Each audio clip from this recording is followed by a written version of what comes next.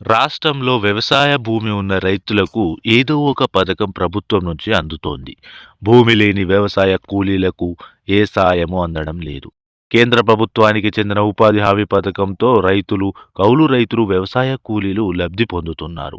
ప్రత్యేకంగా వ్యవసాయ కూలీలకు సంక్షేమ పథకాన్ని ప్రవేశపెట్టాలని రేవంత్ రెడ్డి ప్రభుత్వం నిర్ణయించింది. ఏడాదికి 12,000 ఇస్తామని, అది 2 విడతలుగా ఇస్తామని ఉప ముఖ్యమంత్రి బట్టి విక్రమార్క గారు ఇటీవలే ప్రకటించారు. రాష్ట్ర బడ్జెట్‌లో ఈ పథకానికి 1,200 కోట్లు కేటాయించారు కూడా. లబ్ధిదారుల ఎంపికను గ్రామీణాభివృద్ధి శాఖ చేపడుతోంది. ఉపాధి హామీ పథకంలో ఉన్న జాబ్ కార్డులు, ఆధార్ కార్డులు, పట్టాదారు పాసు పుస్తకాలు మూడింటిని కలిపి వడపోసి లబ్ధిదారులను ఎంపిక చేస్తారు. ఉపాధి హామీ ఫీల్డ్ అసిస్టెంట్లు, టెక్నికల్ అసిస్టెంట్ల ద్వారా వివరాలు సేకరిస్తున్నారు. మండల కంప్యూటర్ సెంటర్లో డేటా ఎంట్రీ ఆపరేటర్లు సమాచారాన్ని క్రోడీకరిస్తున్నారు. జాబ్ కార్డు నెంబర్ల వారీగా ఈ ఏడాది 100 రోజుల పని దినాలు పూర్తి చేసుకున్న వారి వివరాలు తీస్తున్నారు. వారిలో భూమి ఉన్న వాళ్ళు ఎవరైనా ఉన్నారా పరిశీలించి ఏరేస్తారు. గడిచిన ఆర్థిక సంవత్సరాల్లో కూడా 100 రోజులు పూర్తి చేశారా లేదా అనేది చూస్తారు. తొలి విడత బ్యాంకు ఖాతాలో డబ్బులు వేయడానికి ఈ విధంగా వడపోత నిర్వహిస్తారు.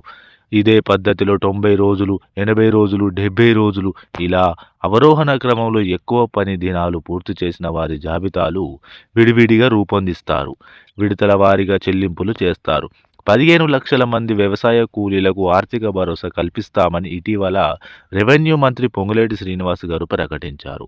900 కోట్లు తొలి విడతలో విడుదల చేయనున్నారు. వారం రోజుల్లో అమలు చేయబోయే పథకానికి విధి విధానాలు ప్రకటించకపోవడంపై రైతు సంఘాల నుంచి అభ్యంతరాలు వ్యక్తమవుతున్నాయి. రకరకాల కారణాలతో 100 రోజుల పని దినాలు పూర్తి చేయని వారు ఉంటారని, వారిని ఎందుకు పరిగణలోకి తీసుకోరని ప్రశ్నలు తలెత్తుతున్నాయి. ఈ పథకానికి నోచుకొని ఒంటరి మహిళలకు ఇందులో అవకాశం కల్పించాలని విజ్ఞప్తులు వస్తున్నాయి. గుంట, 2 గుంటల భూమి ఉన్న చిన్న రైతులకు రైతు భరోసాలో ఏమీ రాదని, అలాంటి వారిని కూడా వ్యవసాయ కూలీలుగా పరిగణించి ఆర్థిక భరోసా ఇవ్వాలనే అభిప్రాయాలు వ్యక్తమవుతున్నాయి.